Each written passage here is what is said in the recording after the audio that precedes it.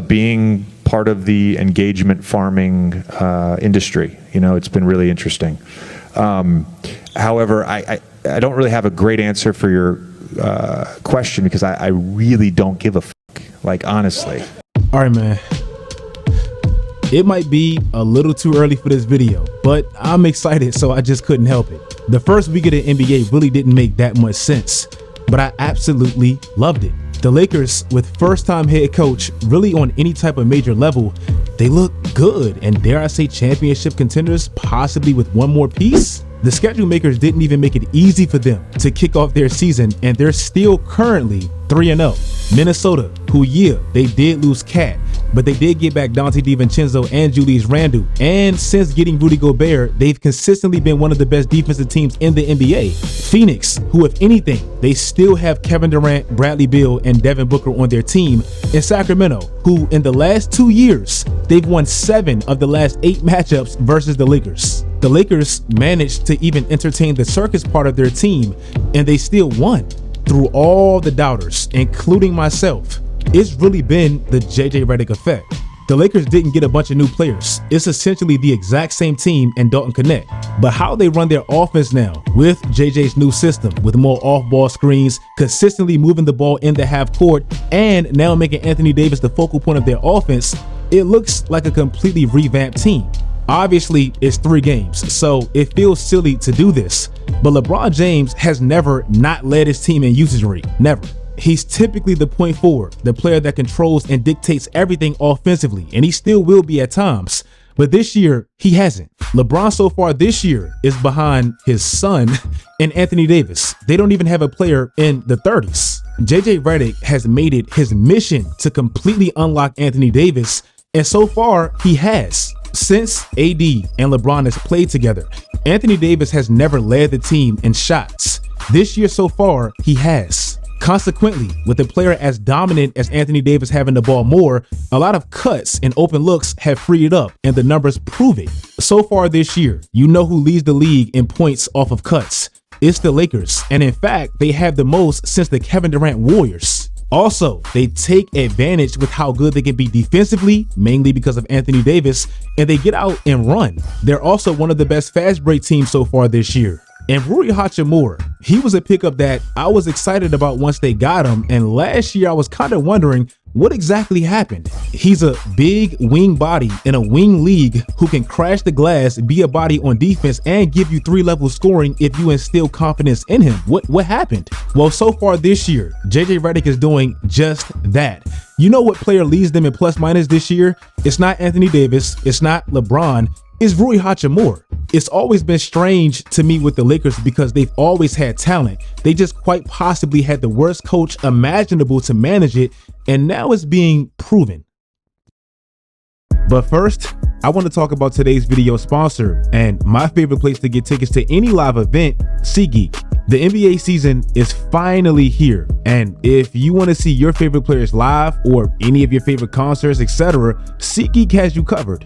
Everybody can use my code Swishout10 and get 10% off of any tickets on the SeatGeek app, whether you're a new customer or not. And this applies to concerts, sporting events, festivals, really you name it. They rate their tickets for you, where if you see the green dots, you're getting a pretty good deal. Once you get to those orange-red ones, not so much. Also, every ticket is backed by their buyer's guarantee, and they're the only site that allows you to return your tickets ahead of the event.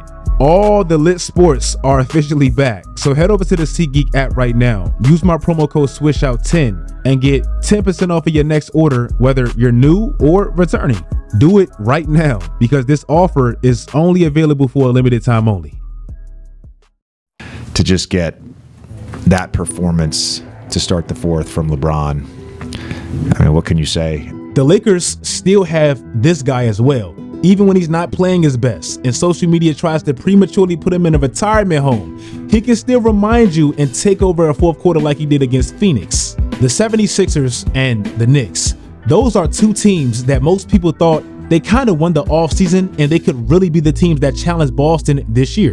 Yes, I know, it's the first week and this entire video is completely hyperbolic, but both of those teams felt a little off in the first week. Maybe I shouldn't say that about Philly because this has pretty much been what they do. Joel Embiid, fresh off that Olympic run, he basically came out and said, yeah, I know I've been the MVP. Yeah, I know I said I was the best player in the world multiple times, but I'm probably done playing back-to-backs for the rest of my career. I'm not even the biggest fan of Draymond Green, but I love what he said about this. You may never win one. Like, the hope is to win one, and I'm not saying he can't win one, but what I'm saying is you may never win one, and then you shorted yourself on the thing that we know for sure you can do, which is go get an MVP, which is cook everybody in the league. Like, we know you can do that. Yeah, you can make the argument of, well, you want to preserve his body for the playoffs, but what if that doesn't work? Two things Joel Embiid has proven to me so far. He's very brittle, meaning he's liable to get hurt at any time, and he underperforms in the playoffs. Imagine saving his body for the playoffs just for this man to inevitably get hurt in the playoffs, or even worse, underperform in the playoffs. Also, the 76ers just got who? Paul George. We know he hyperextended his leg in the preseason, and he couldn't even open up his season with his new team. Where did this man just leave, and what exactly was their problem? The Clippers, and they could never get on the floor together. It looks like damn near this man just recreated and joined the team that he just left East. So what exactly do they have now?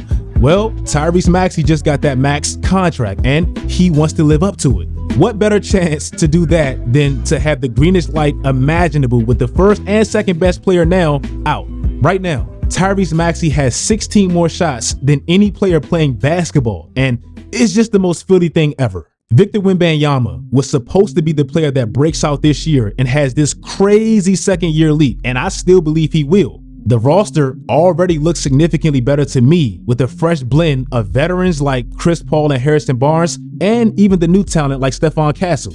But Chet Holmgren, to me, he's the one that so far, he looks the most terrifying. The OKC Thunder, yeah, they got laughed at for being arguably the fakest first seed ever last year, whatever. But this year, they're going to bully the Western Conference, and that's because, well, good luck trying to score on them. They don't even have Isaiah Hartenstein yet, and we know that was one of their biggest offseason additions. And look at what they've already done so far this year. Chet Holmgren is averaging 4 blocks this year, and he's the only player with double-digit blocks so far.